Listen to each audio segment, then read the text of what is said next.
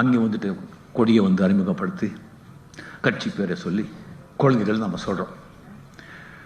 தேர்தல் வருது, சொன்ன பிறகு தேர்தல் நின்று தான் ஆகணும். நாம் எதிர்க்கிறது யாருக்குங்க? யாரை? 2 பெரிய ஜாம்பவான்கள் அசுர பலத்தோட இருக்காங்க. அசுர பலத்தோட. ஒரு பக்கம் பார்த்தீங்கன்னா 10 ஆண்டுகள ஆட்சியில் கிடையாது, மிகப்பெரிய ஆளுமை மிக்க தலைவர். இப்போ இல்லை. அவருடைய வாரிசை நிரூபிக்கணும்.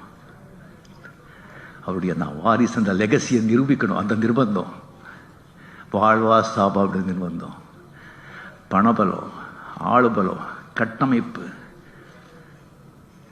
எந்த யுக்தியோட பண்ணுவாங்க. அவங்கள சந்திக்கணும்.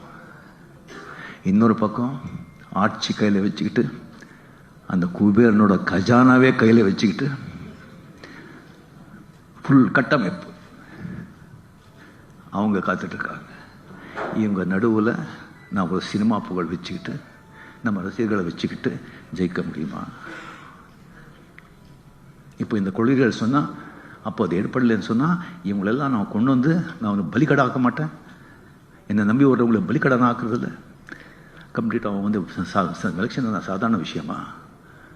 சாதாரண விஷயமா சொல்லுங்கள்?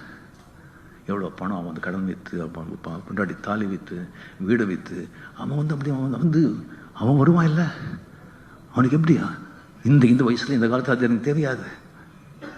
ஸோ முதல்ல சொல்லிடலாம். ஒரு பெரிய மாநாடு, ஒரு 5 லட்சம்